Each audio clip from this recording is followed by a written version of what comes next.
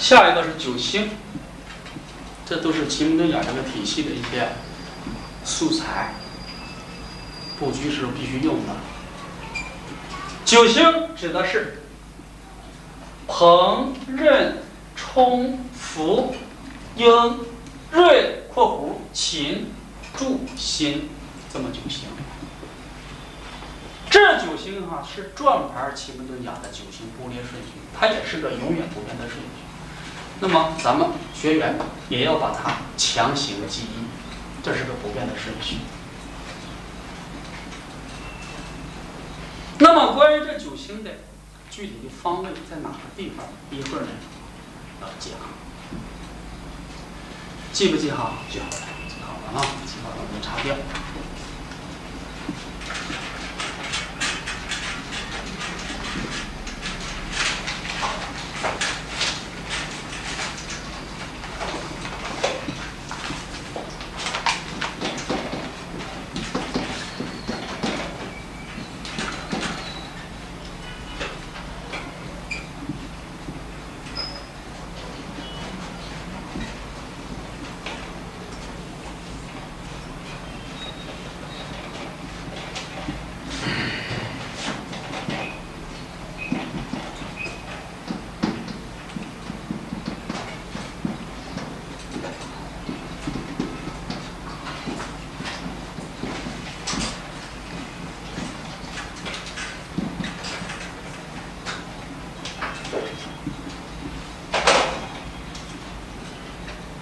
奇门遁甲这个预测体系，它是在后天八卦这个模式上建立起来的一套预测体系。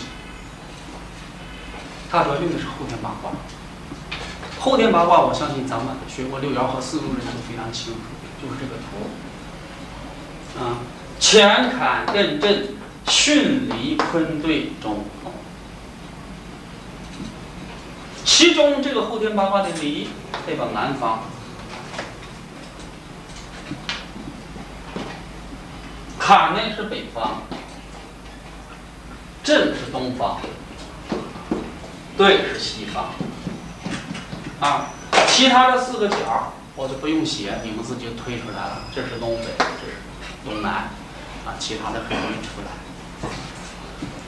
奇门遁甲预测体系就是在这个后天八卦这个模式的基础之上演变出来的。所以说，你想学好奇门遁甲，必须回去把后天八卦图做一深入研究，看看后天八卦它是怎么运行的，它的气势是怎么走的。大家看一下后天八卦，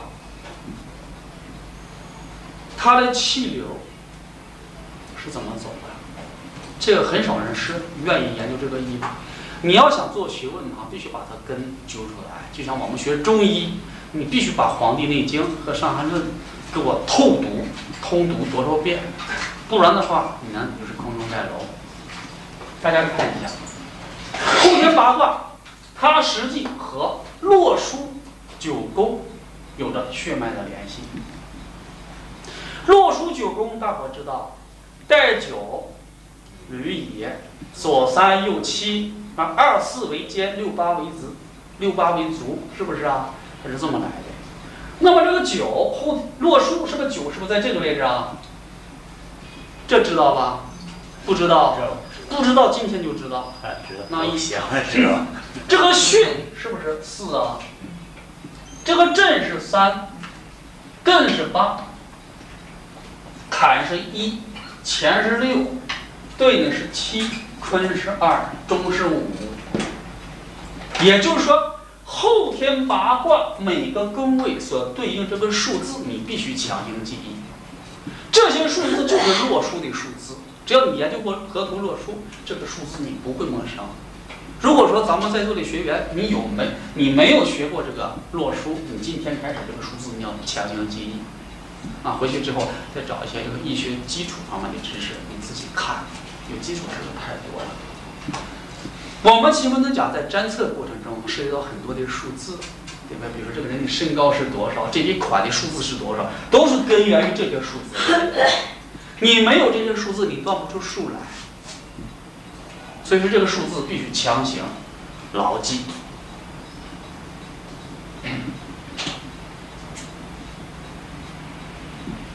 好了，这些数字出来以后，大伙再看。刚才我说，你看看奇门遁甲，它这个气流是怎么走的？河图洛书气流是怎么走的？大家看，是不最开始在哪了？在坎。为什么？天一生水，地六成之。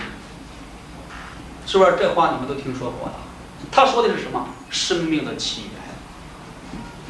也就是说，所有的万事万物都起源于水，啊，不论我们的人类，包括各种动物，还有植物，水是生命之源，对不对？你看看我们人，包括各种动物是怎么生出来的呀？男精女血，是不是啊？是不是水？它俩一交融，产生了胚胎，是不是这样子啊？所以说水。这是坎卦吧？你们学过万物理象，坎在人体代表什么？肾脏生殖系统，是不是啊？它是不是生命之源呢？所以说气流从这开始。也就是说，你在以后奇门遁甲占测过程中的是某个信息多到坎通的时候，你就可以说你正孕育着一个新的事情，能不能听懂？孕育。酝酿，那有的人不理我，经常问我同学，老师怎么这坎通代表孕育啊？他不懂这个义理啊。刚才我讲，它是生命的开始，它是一切事物的雏形、原始、起始状态。大家看一看，学过医的人都知道啊，这个刚刚怀孕的时候就是一滩血。是不是啊？第一个月、第二个月是吧？就是血，坎为是血液。但经过2、3个月发展之后，一下是不是到2了？是不是2了？2是什么卦呀？坤卦啊。大伙知道坤为父，在人体里坤还代表肌肉，是不是啊？先是一滩血，最后一代的是不是来肉了？肉是不是胚胎了？成型了一点点，这是1吧，这是2吧，1加2等于几啊？3。好，到第3个月开始就长肉了。所以说，这个后天八卦还有这个洛书9宫，它是生命的起源，所有的事情都是符合这个义理的。大家看看这个数字啊，从坎1宫到坤2宫。这么来一下，是不是？然后又到3宫，又到4宫，这就是气流。听没听懂？这是气的走向，也是事物的一个运动过程。也就是事情开始的第1步在这儿，它第2步是在这儿，第3步在这儿，第4步在这儿，第5步在这儿，第6步在这儿，它是这么走的。你们看起来，它走这个运动轨迹是不是很乱呐？是不是看起来是不是很凌乱？道家的天罡北斗部就是按这个来的，能不能听懂？包括一些法术奇门啊，很多做法过去的时候看都是天罡北斗部，你按照这个步走，走几百遍、几千遍、几万遍的时候，甚至几10万遍的时候，你就和天人合一了，能不能听懂？道家有个修炼身外身的说法，身外身，说你想练出阳魂，你走这个步，一直得走，不停地走。你开始走的时候是用体力去走，你再走到一定火候的时候，有种力量推着你走，再走到一定火候，你像不走都不成了，就像通上电了，它不停地转，形成自动了。你们过去听过练气功有自发动吧？你走到一定程度哈，就是由于你这个步和宇宙这个频率共振了，这股力量带着你走了。这个时候你一点不觉得累，能不能听懂我说这意思？但是你没走到和它共振的时候，你达不到这个境界，你用体力去走，越走越累。当你最后走到宇宙这种力量和你俩共振，你就觉得不走都不成，那个力量带着你走，你一点都不累了。再走到一定程度，它出神儿啊，这是属于法术方面的内容。但是我做的简介让大伙知道，就是有些东西啊，它并不玄妙。这个过程从1到2，从2到3，3、4、5，它走这过程看起来很凌乱，反映物质一种碰撞的运动。物理学上叫做什么？布朗运动。你们学过物理学，布朗运动，看看，在个高密显微镜下看那个物质之间，对不对？乱蹦乱跳的。其实你看它乱，它一点不乱，它全是这个步伐。听明白了？是吧？宇宙就是这个步伐，万事万物都是这个步伐。在这个步伐的带动下，它的能量是生生不息地向前运动着的。这股能量的走势，就是人类，包括整个宇宙万事万物能够亘古永恒地运行下去的一种自然的本能力量。听没听懂？咱们学物理学讲过机械效率，是不是啊？机械效率能达到70%、80%都是高效率，90%是相当高的效率了。这个是100%，永无停息。听没听懂？所以说他玄而又玄。牛顿后来为什么钻到玄学里去了？他觉得奇怪，你说这个人类这个生命老是生生不息，这个行星绕着太阳转，对不对？永恒不息，这能量谁给的？要是从机械效率这个角度讲，它是不是到一定程度损耗，它应该停下来，对不对？它永无停息，他就觉得肯定还是有股更深的力量，其实就是这个力量。所以说牛顿到后来他不研究物理学，他钻到神学研究去了。这个你们稍微有点科普知识都知道这个事儿。所以这是一个亘古永恒、连绵不断的一股力量，它是永恒，可以说它是个永动机。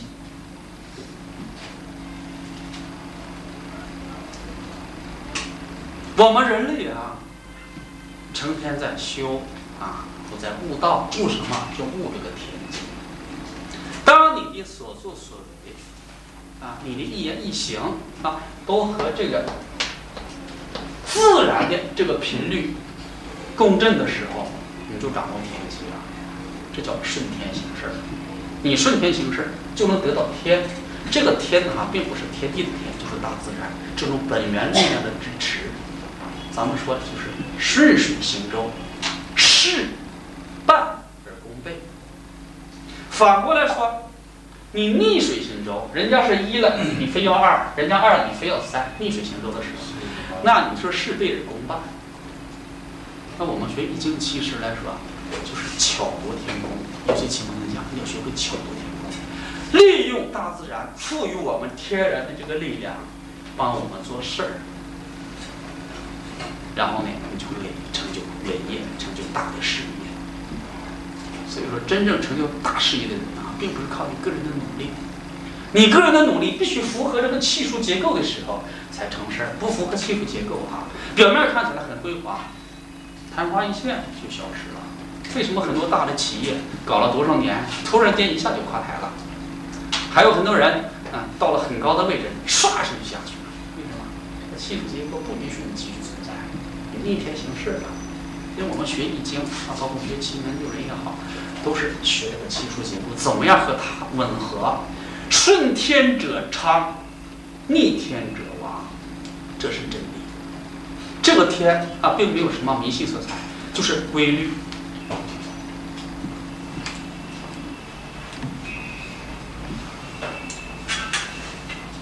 好了，大伙呢对这个后天八卦呢有一个比较深入的了解了。那么关于五行呢，我点一下我相信你们在座的每个人都很熟悉嘛。大伙都知道坎为水，对不对？那么艮呢为土，这个震呢为木，巽也为木，但是它俩有个阴阳之分。震为阳木，而巽为阴木。离为火，坤为土，兑为金，而乾也为金。乾为阳金，兑为阴金。记住了，这9宫的五行属性我就不写了，你们自己应该都会，不会的话做个记录就可以了。下边要讲的是什么呢？就是刚才讲过的8门和9星，它和后天八卦是个什么样的关系？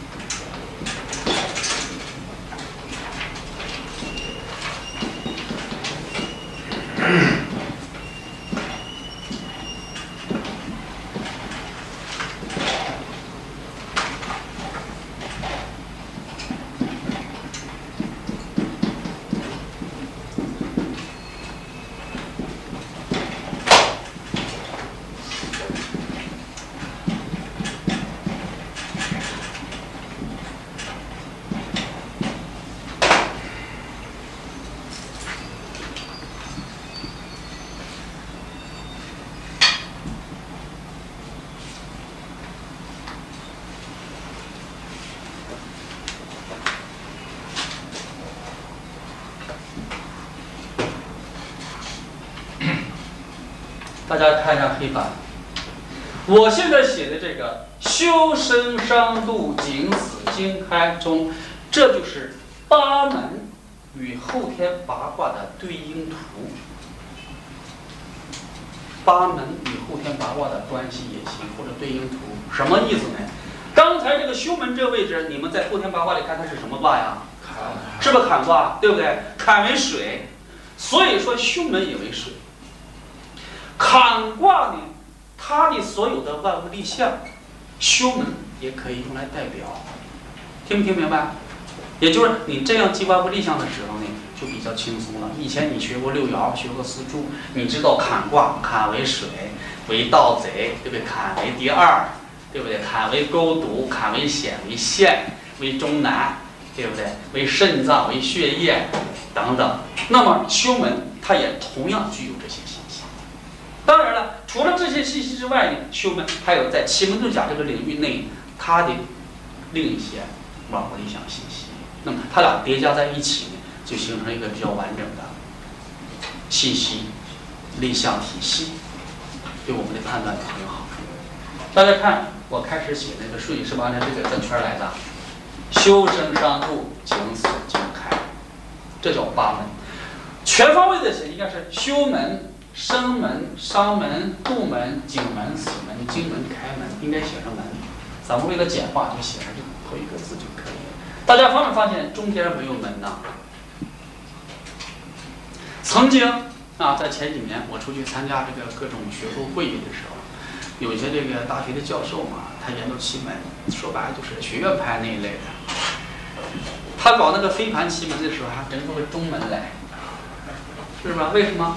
因为飞盘奇门呢，它讲究是这个酒神，然后他整出个中门，说转盘那是八门，到飞盘就是就有个中门。完了，我就问这教授，我说这个门呢，你从一个房子来看，是不是啊？在墙边前后左右都可以开门。我说你家中间那五黄点那位置，你怎么样能搞个门出来？我想想，它也是啊。所以说不言而喻，中门这一提法，它是没有义理的根据的，它是错误的。也就是中间它不能有门，门肯定是在边上，对不对？它在墙边嘛。所以说，不论是飞盘还是转盘，它肯定是八个门，门都是一样的。什么叫门？打开能出入的叫门。你中间它怎么能有门呢？所以说，中宫无门就是在这里。有的时候你想调工作的时候，一下到中午宫，完了无门。听不听明白？没有门路，我就说了，你这事儿啊，托谁谁不帮你，没门儿。这种状态语言，这种技巧性，说能听懂吧？处处都是技巧。好了，同样啊，其他的每一个门它的五行属性我就不用写了。你比如说修门，刚才大伙都知道这是坎宫，对不对？坎为水，所以修门也为水。那么生门是不是在艮宫啊？艮为土，那么生门是不是也就为土了？其他所有的门的五行属性均和它本位的所对应的后天八卦的五行是一致的。这样我就不用教你背它是木，它是火，就没意义了。景门属火，死门属土就完了呗。记住了哈，这个叫做八门本位图，就是度门它本来的位置是在这的。但是由于奇门遁甲呢，它是转的啊，星也转，门也转，度门它本位在这，它不一定有可能还转这还转这，它落在哪一宫的可能性都有。但是它走到哪都没有关系，你就记住它老家在这了，这要记住。听明白了？就像你王世荣，你现在来到瓦房店了，对不对？你人已经游到这儿来，但是你老家在河北沧州，这变，这叫本位图。这个本位图很重要，你们要做强行记忆。啊，画上重点符号要强行记忆。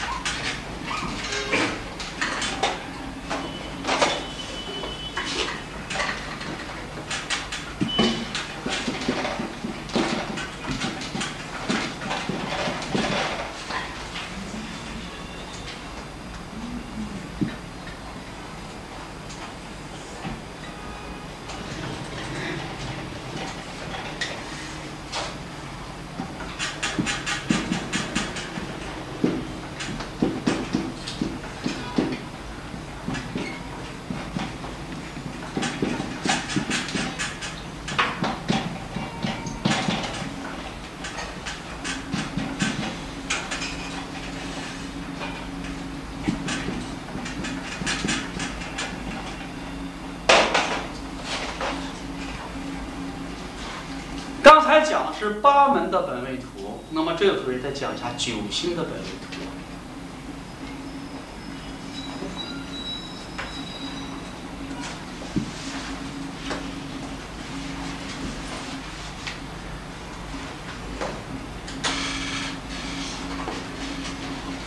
九星，大家看一下黑板啊，我开始写的顺序：鹏、任、冲、福、英、瑞、勤、祝、辛，看没看见？这也是按照这个顺序走的。这些和刚才八门的原理是一样的。天蓬星居于后天八卦的坎宫，那么坎为水，所以说天蓬星也为水。天任星呢居于后天八卦的艮宫，艮为土，所以说天任星也为土。其他的依此类推。这些都是这些星的本位图，刚才是八门的本位，这个是九星的本位。这里有一个重点要说的是天琴星，天琴星五行属土，中间嘛，是不是属土啊？